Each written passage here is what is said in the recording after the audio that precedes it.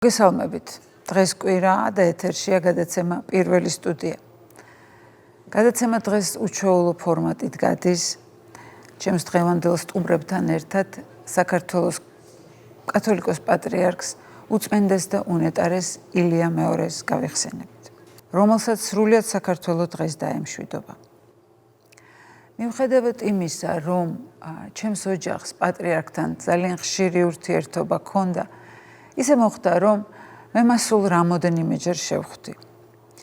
მუდმივად მახსოვს შეგრძნება, როცა ჩემს დიდ ოჯახთან ერთად პატრიარქს პირველად ვესტუმრე.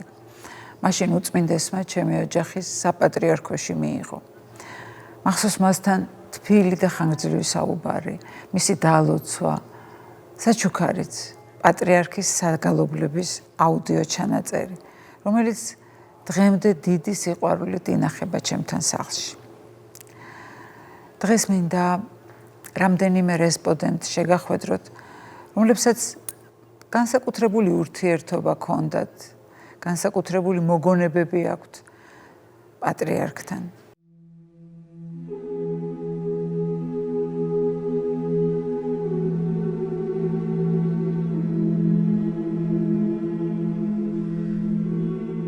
და გითხრათ, რომ ძალიან დიდი ეპოქა დასრულდა საქართველოში და ამ ეპოქას ერქვა ილია მეორის ეპოქა.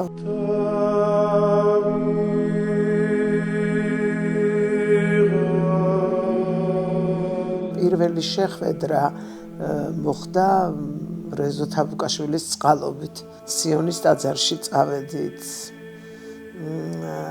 და მოკლედ იქ მოხდა ჩვენი გაცნობა, რეზომ გამაცნო. და იმის მერე პრაქტიკულად არ მოვცილები ვარ უწმინდესი.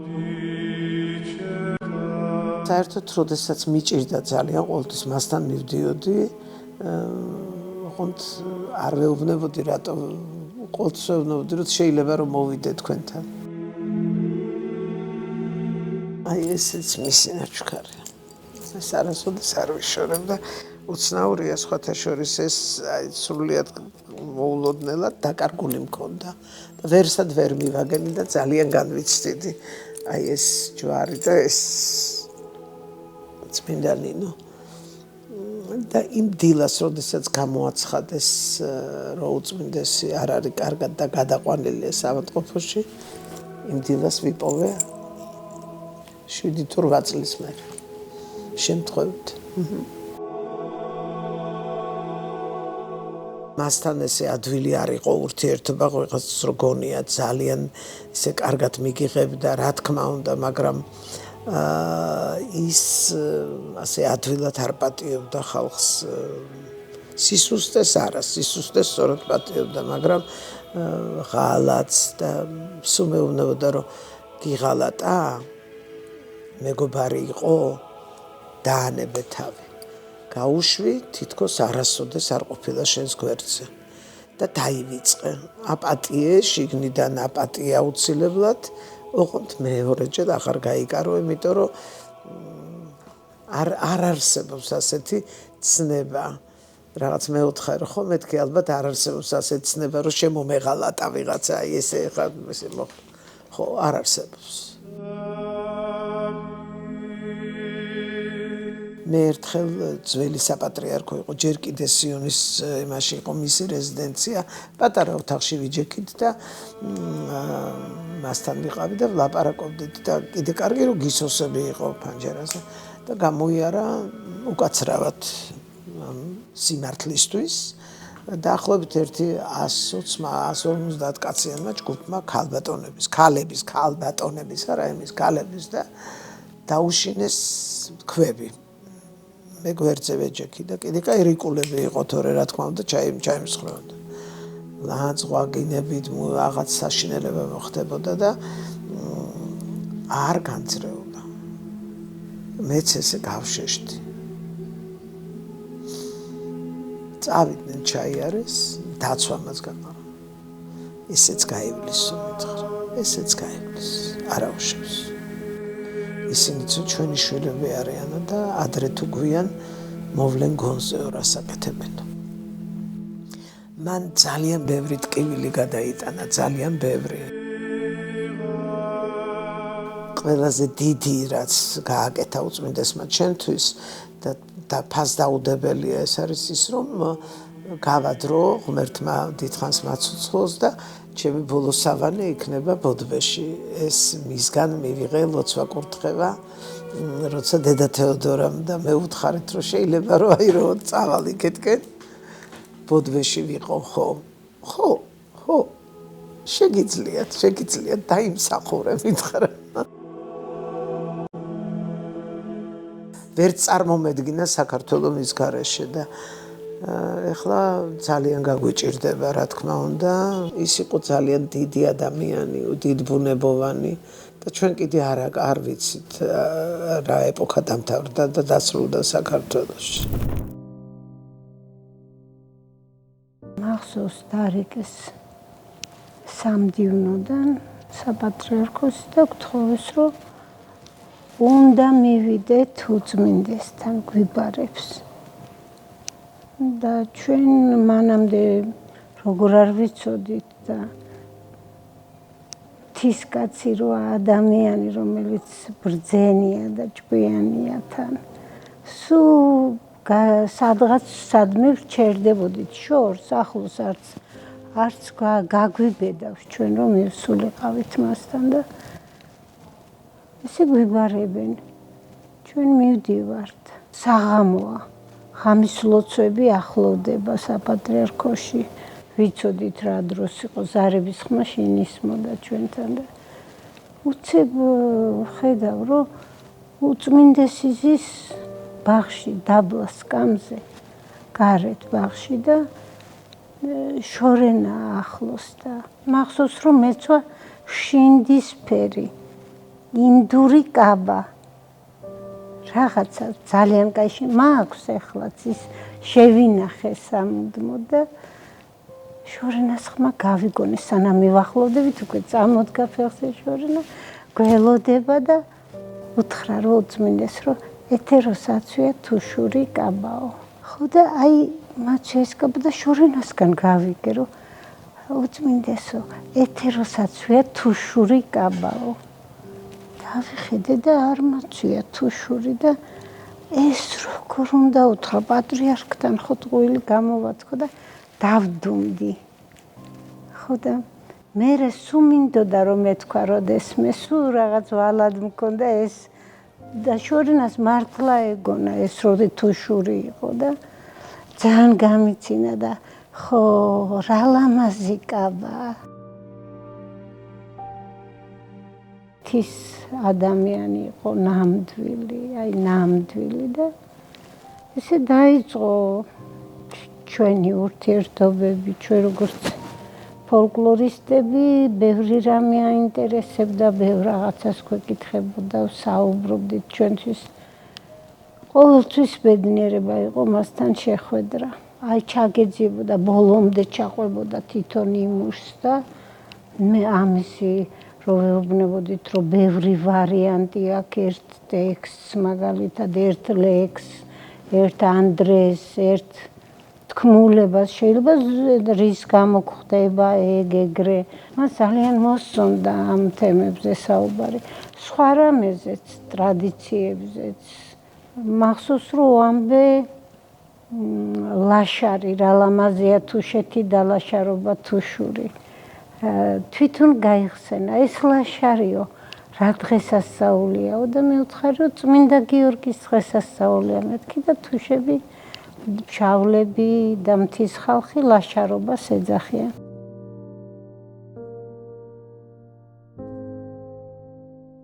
როგორ მიგვიღებდა როგორ გვიცინოდა როგორ და გეჩვენებოდა რომ შენზე მაგრა არავინ არ უყვარს ამ ქვეყანაზე და ყველას ეგრე ეპყრობოდა ეს მისი უდიდესი არ ვიცი რა ძალდაღონე იყო მაგრამ ეს ღონე ყველასგან განსხვავებულად ჰქონდა და იყავი ბედნიერი ყველა იყო ბედნიერი უკან რომ ბრუნდებოდა იქიდან რომ გამოსვლა რო არ გინდოდა რომ გინდოდა რომ იქ ყოფილიყავი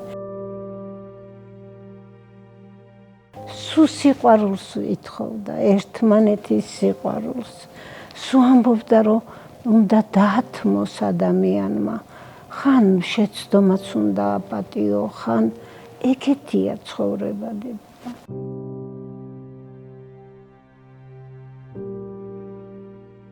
მე მახსოვს თუშეთში რო ვიყავით ერთად და ამერც ერთად გავათიეთ გვიანობამდე ის დღეები ჩვენთვის არის ჩვენი წიგნია ამის დასტური 3 დღე ღამე ვიფრინეთ თუშეთიდან ხევსურეთში ამ 2 მიწას არც ერთი ჩვენი წინარე პატრიარქის ფეხი არ ქონდა დაკარებული და მან ეს თუშები და ხევსურები ძალიან გააბედნიერა და მომახსოვრდა როცა უკვე ეკლესიაში ომალოს ეკლესიაში უნდა ჩაბძანებულიყო თუშებმა მთელი ალპური ყვავილებით ყაყაჩოებით გვირილებით აი ესე დიდი ბილიკი დიდი დაუფინეს განიერი და იმ ყვავილებზე ჩაატარეს უწმინდესი და როცა უკვე უნდა ასულიყო ვერტფრენში უნდა ჩავლაგებულიყავით ჩვენც და გადაუფრენილიყავით ხევსურეთში ჯერ თუშეთით დავიწყეთ და შებრუნდა და ხალხს უთხრა თუშეთი რა საოცარი ყოფილაო მე მინდოდა ჩემი გული აქ დამეტოვა თუშეთში დამეტოვაო დავფიქრდი დანარჩენ საქართველოსაც ხო სჭირდება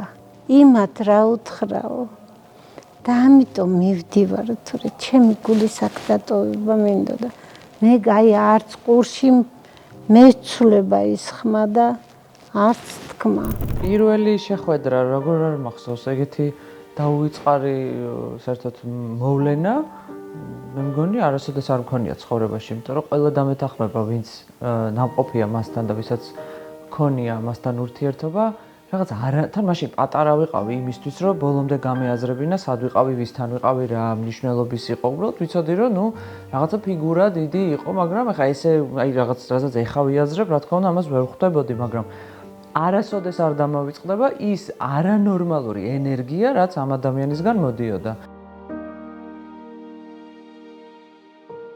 ერთად ვიგრძენი შიშიც, სიყვარულიც, უცებ რატომღაც გული ამიჩუყდა, ხო, არაფერი ისეთი სცენა არ იყო, არ პირველად მივედით და წამოვედით, ხო? მაგრამ აი თან ესე თქვა სიტყვა ძუნწი იყო, ხო, ხა ბევრს არ საუბრობდათ.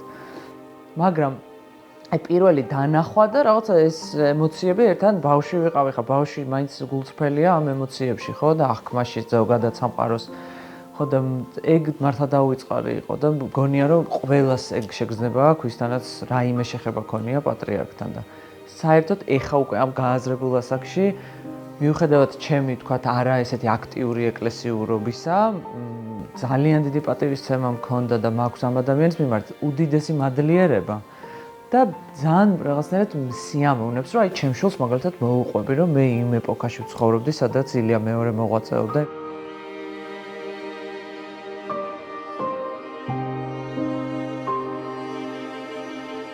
არ ვიცი ეს უნდა მოვყვე თუ არა და საერთოდ ნანი არ გამიგოს, მაგრამ პატრიარქის აღსაყდრების თარიღი იყო და ასევე ფილარმონიის გახსნა დაემთხვა და ნუ გადაწყვიტეს რომ ნანის კონცერტით აღენიშნათ ეს რაღაც მნიშვნელოვანი თარიღი და ნუ რა თქმა უნდა პატრიარქი დარბაზში იყო და როგორც ყოველთვის კონცერტის ბოლოს სასურველია რომ მადლობა გადაუხადონ არ ვიცი სპონსორს, ხანდახან მერიას, კულტურის სამინისტროს, ასე შემდეგ და ნუ რასაკვირველია, რადგანაც პატრიარქის ასეთი მნიშვნელოვანი თარიღი იყო, რა თქმა უნდა, მას უნდა ეთქვა, ესე ხაზგასმით ეს ყველაფერი და მისთვისაც რაღაცა სიყვარული გამოეხატა და ძალიან უჭირს ნანის საუბარი, განსაკუთრებით აი კონცერტის ბოლოს, როდესაც რაღაც ემოციები წავსახა.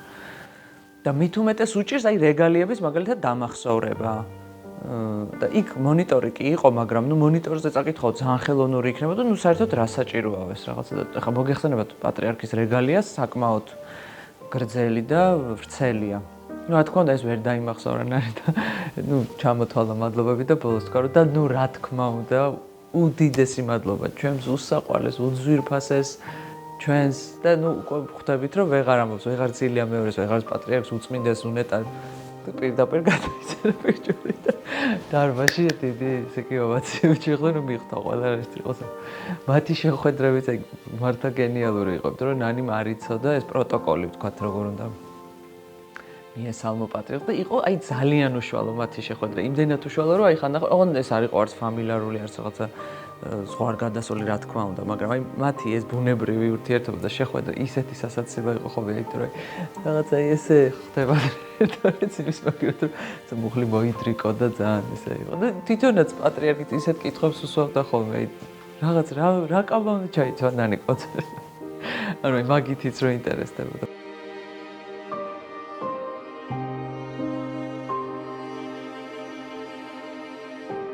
ჩემთვის როგორც რაღაცა მუსიკოსისთვის ის რამდენიმე მართლა გენიალური მელოდია რომელიც პატრიარქმა შექმნა, აი ეგეც რამხელა საჩუქარია და დანატოვარია ჩვენი ქვეყნისთვის.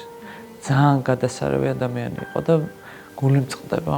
ძალიან გული მწყდება და გული მიჩუყდება. საბეჭდილება მქონდა რომ თითქოს ეს ადამიანი არ არის ვიღაცა უცხო ადამიანი და თითქოს ის რაღაც ნებისმიერ სიტუაციაში, ნებისმიერ მომენტში რაღაც ხელშესახები და ადვილად თითქოს საურთიერთო ადამიანი იყო რა. იმიტომ რომ პირველ რიგში ალბათ მაინც იმიტომ რომ ადამიანი იყო ძალიან დიდი და ეს დისტანცია რაღაც არ არსებობდა რა და ეგ განცდა რო აქვს თელს ქვეყანას. ეგ იმას ნიშნავს რომ მართლა მათი წინამძღვარი ხარ.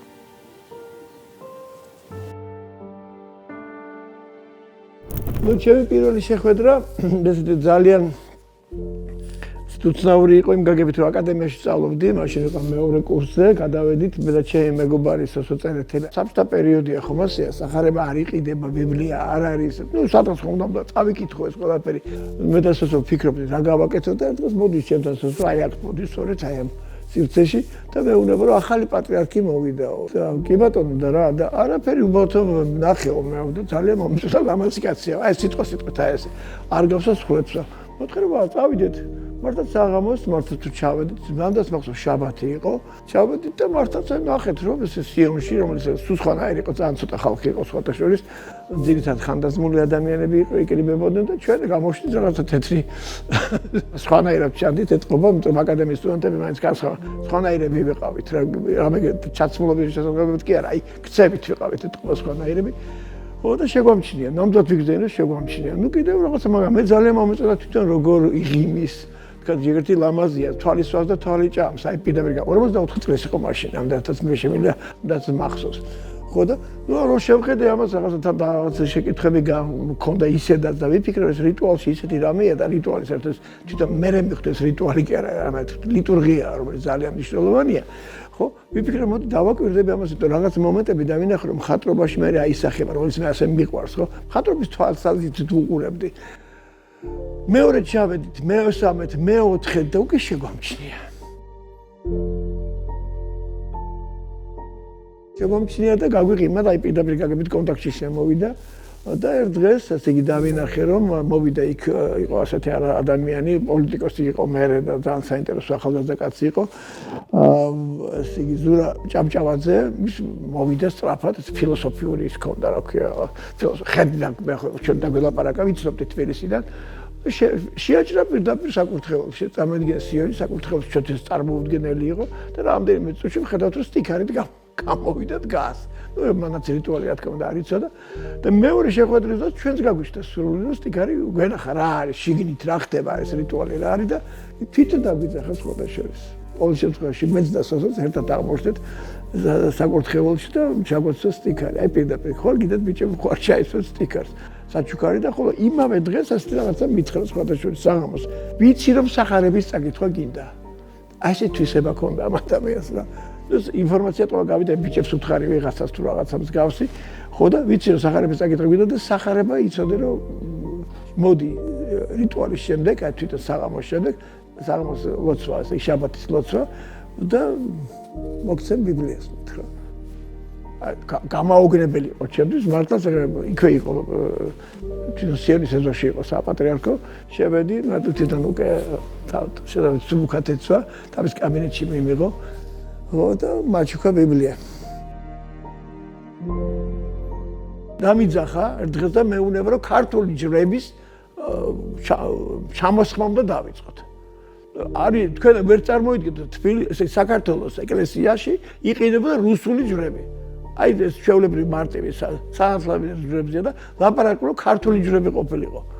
და მან თვითონ მითხრა პირადად და ლაპარაკო ეგრეთ წოდებულ ბოლნურ ჯვარზე. ბოლნური ჯვარი ეს წრეში რო არის შეხოთული ფენომენალური რაღაცა და პირდაპირ ყველაფერი უნდა ჩანაცვლებულიყო. თან ეს თამამი ნაბიჯი იყო მეგობრებო. ეს არის მარტივი რაღაცა. ძალიან საინტერესო მომენტია აქ, რას მოგიყვებით. თუ აღარა ვარ ეკლესიაში, ძალიან მნიშვნელოვანი მომენტია და მუშაობ. და ერთ დღეს გადაწყდა რომ მე მივიდივარ 3 თუ 4 თვით პარიზში სამუშაოდ, ესე იგი ჯერ კიდევ საბჭოთა კავშირია, მაგრამ მომენტსაც პერესტროიკის გვიანი პერიოდია, უკვე ლიბერალური მომენტები დაწყებულია და მომენტსაც ეშოება რაღაც კონტრაქტის მიხედვით ვიყო ქალაქში, ქალაქის ცენტრში სიტედის არის ასეთი ადგილი, სადაც სახელოსნო დამითბეს. ხო და საიდანაც გაიგო მას და დამიფარა. თხოვა რომ ესოლიყავი საპატრიარქოში, ჯერ კიდევ საპატრიარქო სიონის ეზოში იყო. მივედი და შევედი. და მკითხები, მდგებად რომ მოვედი და ვი კარგია გიორგი რომ მოხვედი, ასე მომართავ და გიორგი რა კარგია რომ მოხვედი. ხო და მე მინდოდა რაღაცა შენთვის დამეფარებინა მეუბნება. ბატონო მზათა ვარ, რა ვიცი, რა შემიძლია გავაკეთო. მოვიდა რაღაცა გამოაღო ასე საწერი მაგერის უჯრა და პაკეტს მაძლევს. ხედავ რომ ფულია. იცი რომ ჯიბე გაფხერგილი არაფერი არ მაქვს. ხო და მეთქი რას დაპარაკოთ, თუ მინდა ამას როგორ ავიღებ? და დავიფა ხელები ავწერე. ეხლა ნუ იპრანჭები, ითხრა. ნუ იპრანჭები, და ჩამწია ეხლა რას ისა იპრანჭები ხელები. აი კუცდაური უნდა რიქო და ეხლა ნუ იპრანჭები. ხო და ჩავიდა ჯიბეში ფული. რო გამოვედი, მეთქი რა გააკეთე კაცო.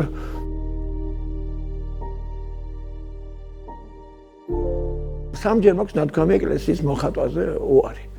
და თuliდი რომ ეს ჩემი საქმე არ არის, იმიტომ რომ მე თავისუფალი შემოქმედებითი პროცესი უფრო მაღელობს, ვიდრე იკონოგრაფიულ წესრიგში და დოგმებში ეს არის დოგმატური ხელოვნება, ეს რაც არის რეალურად ეს არის თეოლოგია თავისი არსით.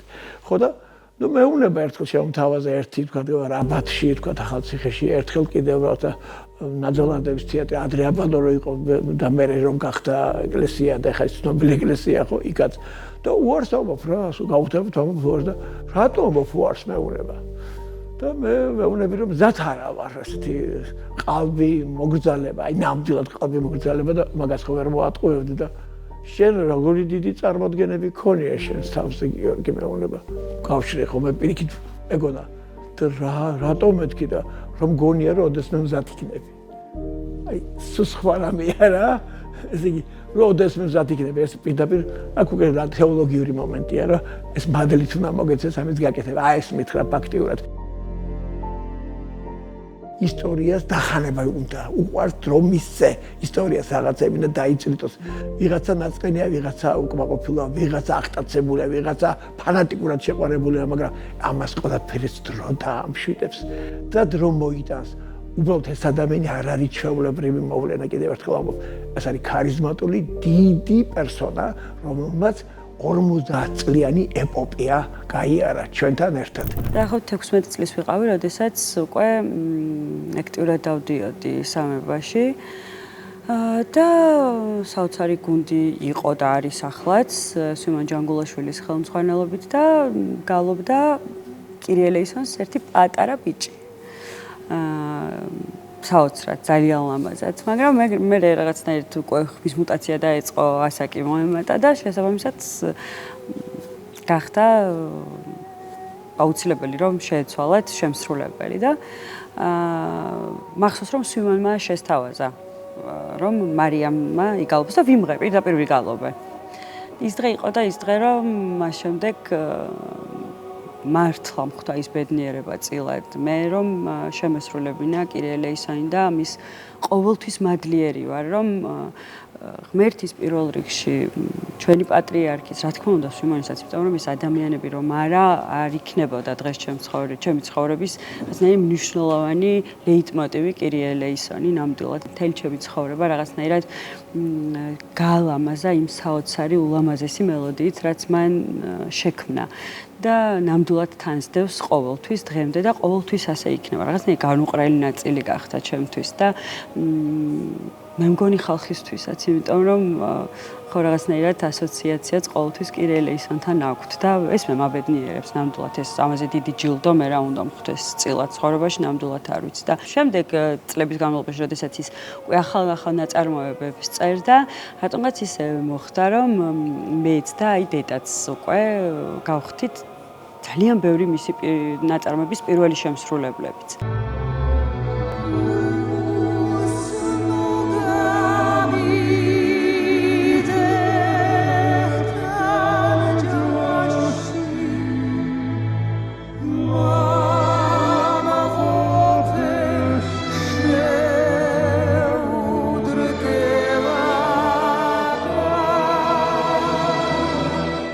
რაღაცა რო არ მოეწოდებოდა გეტყოდა რომ იცი რა არა ესე კი არა ისე თან ჯიუტიც იყო შენსას ვერ გაიტანდი მას რაც ქონდა წავიმოდგენილი და რაც ესმოდა და როგორც ქონდა დაწერილი ისე უნდა შეგესრულებინა და ქონია ის მომენტი სხვა შორის რომ იპატა რაღაცნაირი გადახვევა გამიკეთებია არაფერი ისეთი უმნიშვნელო მართლა უმნიშვნელო მაგრამ არა რაღაცნაირად ისე დელიკატურად მიუნიშნებია რომ არა ესე კი არა ისე მაქვს დაწერილი და თუ შეიძლება ისე შეასრულე და ეს რაღაცები ყოფილა ოღონდ ეს უშუალოდ იმ მომენტში როდესაც მასწავლიდა საგალობელს და შემდეგ უკვე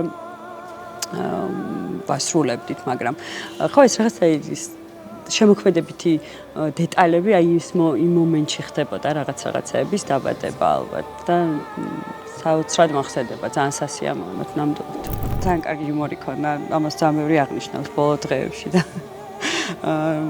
რაღაც ისე ხდებოდა ხომ რომ ხანდახან აი მაგალითად ვერ მივდიოდი ან შეიძლება რაღაც დამთხეოდა ისეთი რომ მოკლედ ვერ მივსულიყავი სამებაში კვირა დღეს კონკრეტულად როდესაც წირვა იმართებოდა და ხანდახან მე არ მოკლედ ცნობდა ხმაზე რა ერთი სიტყვით და ყოველთვის ქონდა ხოლმე კითხვა რომ დღეს მარიამი არისო და მაშინ რაღაცნაირად ის მქონდა შეგრძნობა შემიშინებოდა ხოლმე რომ აი მე რომ არ ვიყავი რაღაც ხოლმე დავშე რა თქმა უნდა არაფერზე ამას არასოდეს საყვედური ჩემთვის არ უთქვამს მას მის გამო, მაგრამ ამ პასუხისმგებლობას გრძნობდი, რომ მე კვირა დღესი ყოველთვის უნდა ყოფილიყავი.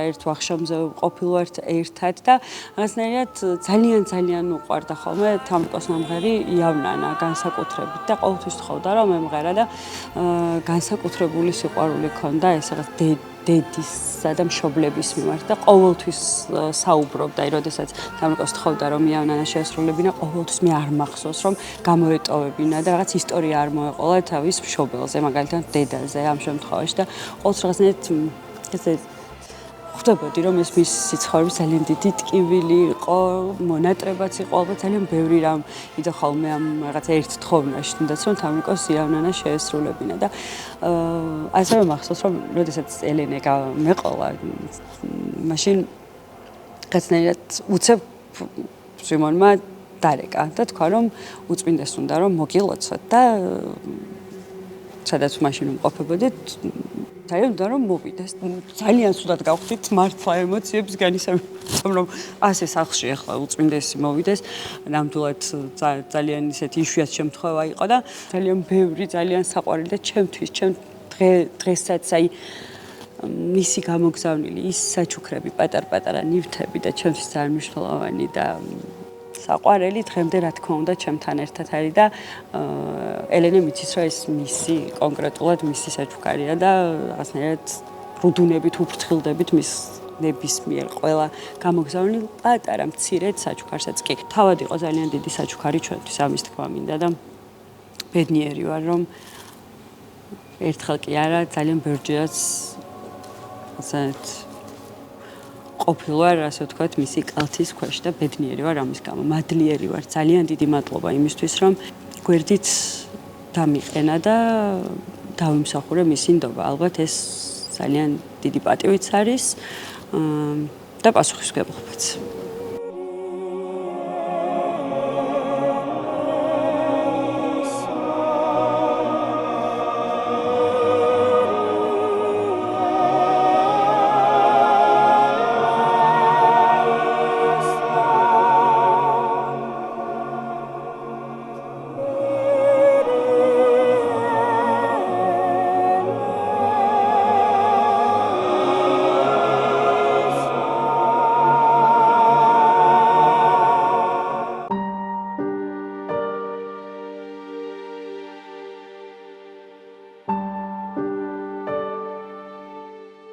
მას უყვარდა ძალიან ქართული კულტურა, უყვარდა ქართული ტრადიციული მუსიკა. მაშინ იყო სიონის საკათედრო ტაძარში ცდელობა, რომელიც შედგა, რა თქმა უნდა, საბოლოოდ აღედგინა ძველი ქართული საგალობლები. და მაშინ იყო საუბარი, რომ გაჟღერებულიყო ქართკახური გილო კარბელაშვილების, მები კარბელაშვილების და რამოდენიმე საგალობლები თხოვა, რომ შენ შეასრულე ხომეო, ჩვენთან იარეო. და აი აქედან დაიწყო ეს ურთიერთობა, რომელსაც რაღაც გარკვეული პერიოდი გასტანა და მასთან ერთად ვიყავი მაგალითად რამოდენიმე ქვეყანაში. ასევე საქართველოს რეგიონებში, როცა წირვალოთის დროს დადიოდა, ჩვენი გუნდი მიდიოდა და ბუნებრივია ჩვენს და იცი რა მინდა ვთქვა ერთი სიტყვით, რომ იყო ძალიან დელიკატური ადამიანი. აი ძალიან ბევრ წვრილმას აქცევდა ყურადღებას. აი ჩემი აზრით მისი მიმართ დიდი სიყვარული აი აქედანაც არის წამოსული რა. აი ის იყო რაღაცა ძალიან უშუალო ადამიანი. თითქოს ხო ნაკლებს საუბრობდა და თითქოს ისმენდა და ფიქრობდა. მაგალითად როდესაც სტუმარი ყავდა რაღაც თქვათ ერთი კვირის შემდეგ და უნდა რომ ვიღაც ჩვენ ახალგაზრდებს გვემღერა. გთხოვდა მისვლას და წინასწარ პირდაპირ დაერეკა ვიღაცას მაგალითად თქვა რომ აი პატრიარქს უნდა და მოდით და იმღერეთ ხო მე ვიდოდით ხო?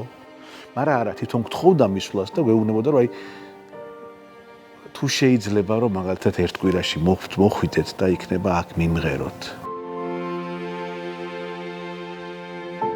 სხვათა შორის კიდევ აი ხელოვნების ხალხში ხო აი რაღაც გარკვეული ეს ერთმანეთის დაპირისპირება და ეკეთყოდა ხოლმე რომ მოდი აქ აი ჩვენთან რაღაცა ხდება და აი დაგახვედრებდა იმ ხალხს კიდე რომლებითანაც რაღაცა ეს პრობლემა მქონდა, მაგრამ იქ კი არ იწყებდა საუბარს რომ აი თქვენ რაღაცა დაბა შერიგდით და აი ძალიან ისე რა დიპლომატიურად ახერხებდა რომ რაღაცა იქით ხარეს ის ვდარიყო, აქეთ ხარეს ეს ვდარიყო, რაღაც ურთიერთობა შემდგარიყო, დამთბარიყო და ასე შემდეგ და მე ძალიან მტკივა დღევანდელი დღე რა თქმა უნდა ჩემთვის საქართველოს პატრიარქამდე, პატრიარქის გადაცვალებამდე და მის შემდეგ რაღაც მგონია რომ რაღაცა სხვადასხვა იქნება რა, რაღაც ესეთი წარმოდგენა მაქვს. მე არ ვიქნები ხო ორიგინალური და რაღაც განსაკუთრებული, რომელიც იტყვის რომ რა დიდი შთაბეჭდილება მოახდინა პატრიარქმა, როდესაც პირველად მივედით მასთან, პირველად შევეხე, ყველა დღეს ლაპარაკობს, როგორი მას ხელები ქონდა, ფუმფულა, საყვარელი, აზრიანი.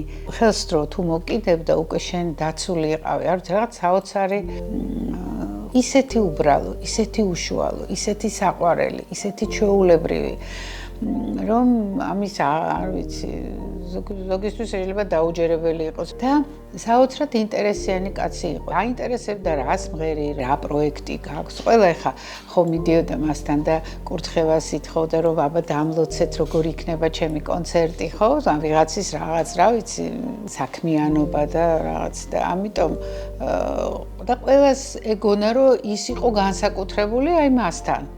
და ამიტომ ზირკვევა რომ ყველასთან ესეთი ზომიერი, კეთილგანწყობილი იყო, ხო? ნამდვილად ხშირი სტუმრები ვიყავით, ხშირი ურთიერთობა გქონდა, რაღაცა ტრაპეზი რაც იყო, ყოველთვის პატიჟებდნენ და მიდივით, მაგრამ რა უცნაურია, იცით, ნანის სხვათა შორის და ჩვენ ოჯახს რაღაცა მორიდება გქონდა. ვერ ვაწუხებდით, აი ხშირად ძალიანაც მინდოდა, მაგრამ შეიძლება იქ იფიქრონ, რომ სად არის, ვთქვათ, სად არიან. ჩვენი ინიციატივით არასდროს არ ხდებოდა, იმიტომ რომ ყოველთვის გვერიდებოდა, რომ არ შევაწუხოთ. ეს დედაჩემს დღესაც ეს დარჩა და ძალიან გული გვწყდება, რომ აი ეს ბოლო რაღაც პერიოდი ვერ ხვდებოდით, მაგრამ ალბათ ნამდვილად მას ვიცავდით, რომ არ შეგვეწუხებინა. ძალიან პატარები როცა ვიყავით, ბავშვები ქარვასლიდან ჩავდიოდით და ვთამაშობდით სიონის ეზოში. და იყო ძალიან ცოტა ხალხი. და უცებ მოხდა ისეთი რამ, რომ ეს ეზო ტაძარი გაივსო უამრავი ადამიანით. და ძალიან ბევრი ახალგაზრდათი და მახსოვს დედამ შემიყვანა და პირველად დავინახე და იდგა ძალიან ლამაზი და ხო იცით ბავშვი არ ცდება არასოდეს იმიტომ რომ მისი გონება არ არის დაბინძურებული 1000 სისულელით და რომ დავინახე აი ანათებდა და მოდიოდა რაღაც ისეთი რამ რაც მე მანამდე ნანახი არ მქონდა და უკვე როდესაც მამა გარდაიცვალა 93 წლიდან უკვე მე მქონდა პირადი ურთიერთობა იმიტომ რომ ის ალბათ როგორც თავისი მეგობრის შვილთან სულ ეს წლები ფარველობდა, მეფერებოდა, მანებივრებდა და ისე როგორც ყველა მშობელი ჩემი ყველაფერი მოწონდა და არასწორი ნაბიჯები ყოველ შემთხვევაში არ იმჩნევდა და როცა ვთქვათ არასწორად რაღაცას გავაკეთებდი ბასა ეს რა თქვის ღიმილით მეუბნებოდა და თუ რამე მოეწონებოდა ჩემი გაკეთებული ან დადგმული მაშინაც ზუსტად ისევე სიყვარულით და ღიმილით მეუბნებოდა ბასა ეს რა გააკეთე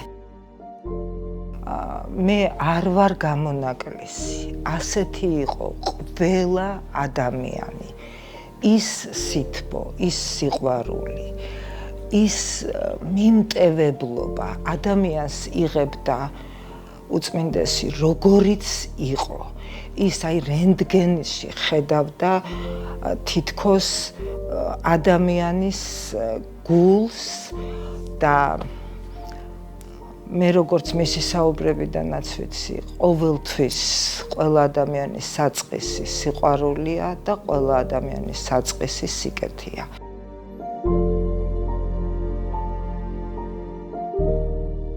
ახალგაზრდებს მინდა უთხრა რომ ესეთი თავისუფალი ადამიანი ესეთი თანამედროვე ადამიანი ესეთი გახსნილი სიახლეებისთვის ცვლილებებისთვის რომელიც არ აქცევდა აბსოლუტურად ყურადღებას აი რაღაც დოგმატურ დაკანონებულ წესებს და მხოლოდ მთავარს ხედავდა უწმინდესი იღებდა ყველა რელიგიის ადამიანს პატივს სცემდა როგორც ამაღლებული, განათლებული ადამიანი ყველა რელიგიას.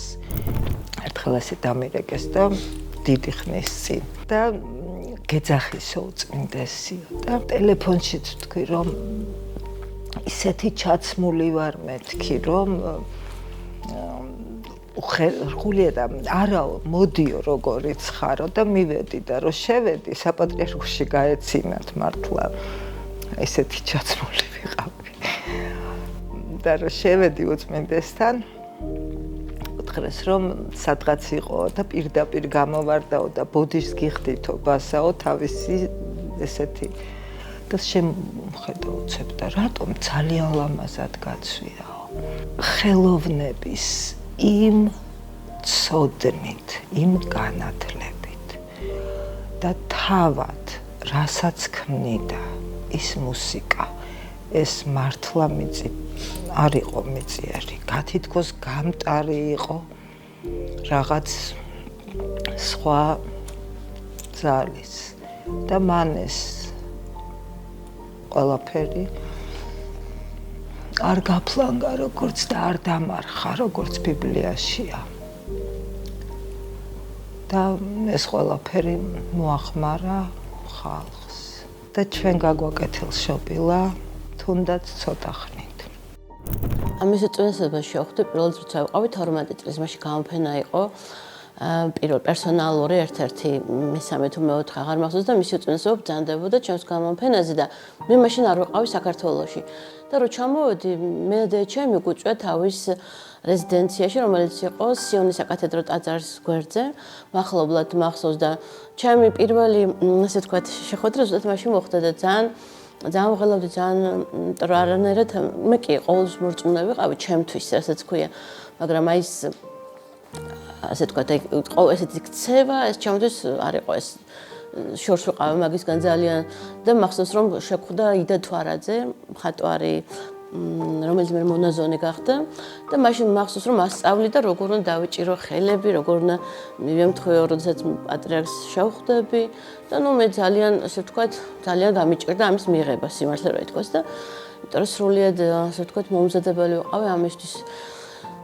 და მახსოვს რომ შევედით უწმინდესთან, უწმინდესს სრულიად მოხსნა ეს დაძაბულობა ჩემთვის, იმიტომ რომ რო შევედი პირდაპირ წამოვიდა ჩემს და ხელი ჩამომართვა არანაირი ის რო თქვათ აი ვეამბურო ხელზეან დაუჭო ძალიან გამიხარდა რომ უწმინდესი ესე უშუალოდ და ესე აი თავისუფლად და ესე რაღაცნაირად შევხვდა და მაშინ მოხდა ძალიან მაჩუკა დავითნი ნუსხა ხუცურად და ჯვარი მაჩუკა რომელსაც 33 წელი ვატარებდი გიშრის ჯვარი მალახიტის კოლოფში ვერცხლის ძალიან ლამაზ ჯვარი იყო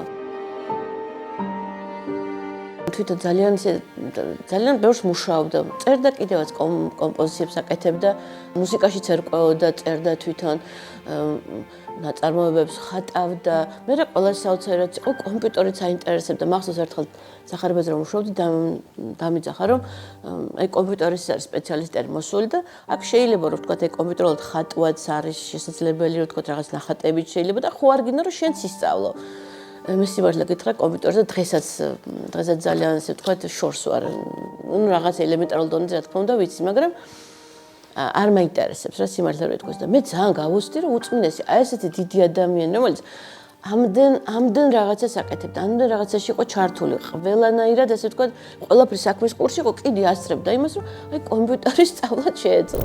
მე როდესაც ვიჭექ ხოლმე მომგონება მინდა რომ ვიჭექი ანტრესოლში, ძალიან ბევრი ხალხი მოდიოდა ხოლმე მასთან და მესმოდა ხა მინდოდა თუ არ მინდოდა, ძალაუნებურად ძალიან სიჩუმე იყო და როდესაც ვთქვათ პირველ სართულზე გახსნილ სივრცეში ადამიანს იღებენ და რაღაც საუბრობენ, გესმის რაზედაც ლაპარაკობენ და მახსოვს რომ მიღებდა ხოლმე აი ყველა ასე ვთქვათ კატეგორიის ადამიანს. ყველა შეეძლო მასთან მიღება უბრალოდ უნდა რიგში ჩამდგარიყო.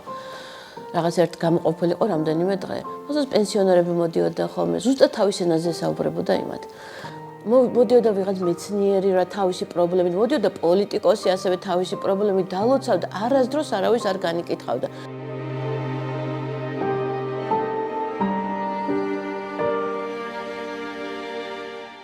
ახსოვს რომ იაპონიიდან ჩავამეტანეს ფუნჯი, რომელიც ეს ჩემთვის იყო რაღაც უმაღლესი მწვერვალი, ის იყო კალიგრაფიული იაპონური ფუნჯი, რომლებიც თვითონ იაპონელები კალიგრაფიისთვის ხმარობენ და ახსოვს როგორც ძალიან დიდი საჩუქარი უბის უწმიდესობას მივართ, იმიტომ რომ ვიცოდი რომ ხატავდა რაღაც ნამუშევარს.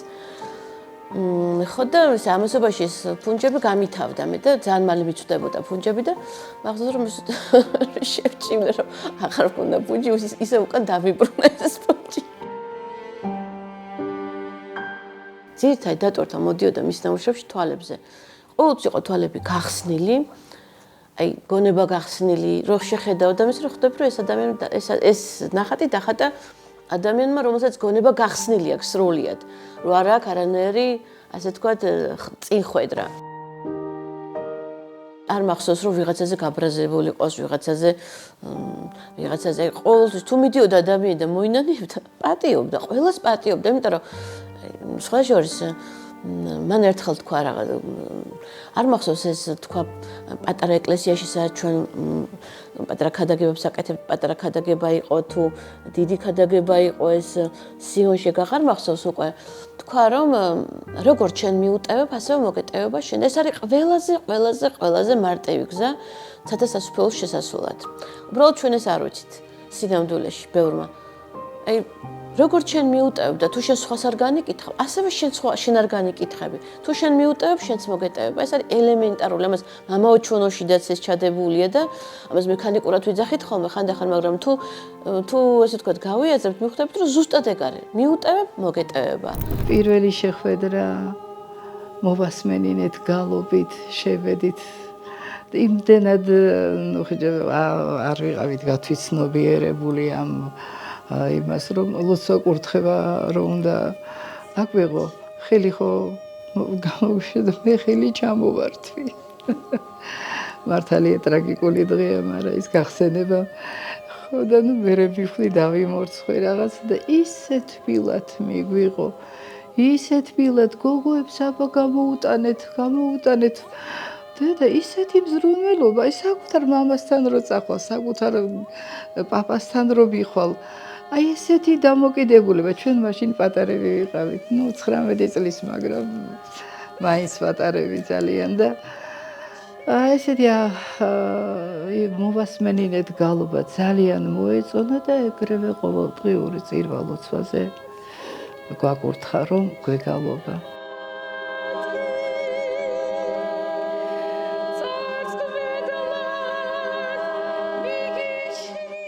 ისეთი თბილი იყო, რასაც იტყო და ეხლა პედაგოგი ხო ხსნის ხოლმე გაკვეთილს და ზოგჯერ გეზარება, ზოგჯერ თითეული სიტყვა გვესალბუნებოდა გულზე. ერთ მშვენიერ დღეს მოისურვა უწმინდესმა, რომ შექმნილიყო დავით გურამიშვილის ტექსტზე რაღაცა საგალობელი და დაევალათ კომპოზიტორებს. ეს ნაწარმოები არის მოთქმა ხმითა თავბოლო ერთი, რომელსაც ხალხმა დატირება დაარქვა.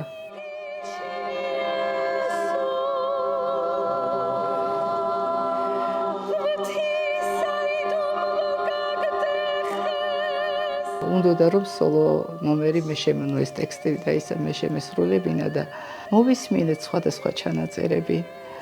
მოვისმინეთ და მე მეკითხება, აბა როგორ რა აზრის ხარო და მე ვთხარი, თქვენ უწმინდესო, ყველა კარგია, ყველა გასაგებია, მაგრამ ტაძარში მაინცა და მაინც ეს უბრალოდ მართლა დატირება არის რა, დედა როგორც დაიტირებს, შვილს ისე უნდა დაიტირო, ქრისტე დამთავრდა და ეს ხალხური იმებით, ინტონაციებით და აბა როგორ და ავიღე გოგოებმა იქ ბანი მომცეს და დავიწყე ის გალობა და ხო ეგ არის, აი ეს დარჩება ამის მერეო და მას მერე არ ვიცი ეს რანაირი ხელდასმა იყო.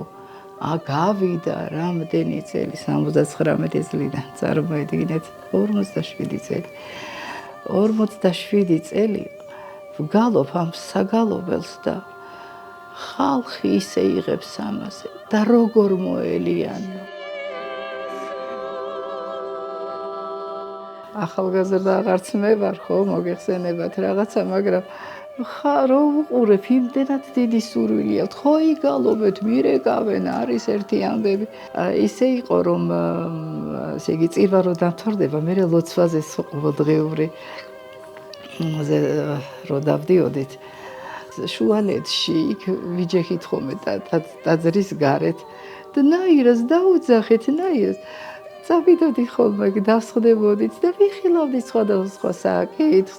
აი ესე როგორ იქნება, ის ისე როგორ იქნება. ჩვენ კიდე თან რა გვიხარო და როგორც პატარები და ახალგაზრდები. მოდიოდა ნუგბარები. და ისეთი იცოდა, აი მასპინძელი იყო, ესეთი გულწრფელი იყო და ისეთი რა ვიცი უშუალო. ძალიან გვიყვარდა ყველა, ძალიან გვიყვარდა.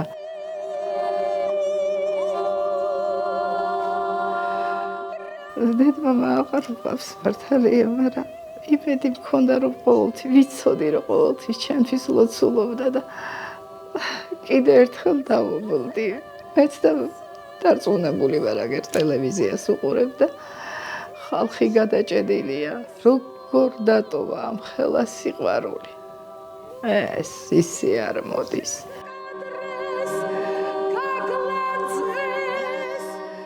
ისეთი სიბრძნე ქონდა, იგავებით რომ ლაპარაკობენ ხოლმე, იგავებით მოგეხსენებათ და ერთი და შედანაჩენი შემოდა ახსნათ. თითოეულ წინადადებას უსმენდი და ღმერთო ჩემო, აქ მარტო პატრიარქი არ არის, სოლომონ ბრძენი და ესა და ესა. რამდენი ერთი, რომელი ერთი, დევნები, ინტრიგები, რა ვიცი. ხანრად, მაგრამ ვურც ჩვენი ესო დიდება მოთმინებასა შენს, უფალო ესო. თავისი უთქმელობით, თავისი ჩუმიიმით ქადაგებაში იტყო და ისეთ რაღაცას ყველას პასუხს სცემდა სიბრძნით. სულ ვიძახე სიბრძნით. რამდენი ტკივილი გაიზიარა ხალხის, რამდენი. ეს ძალიან რთულია ამის ზიდვა. თითოეული დედა რო შემოგტირებს თავის შვილის ამბავს და რა დონეზე უნდა გაიზიარო და როგორ უნდა გეტკინოს, აგერ კადრებიც არის როგორ ტირის მათთან ერთად და განიცდის, ყველას ტკივილი მიიღო.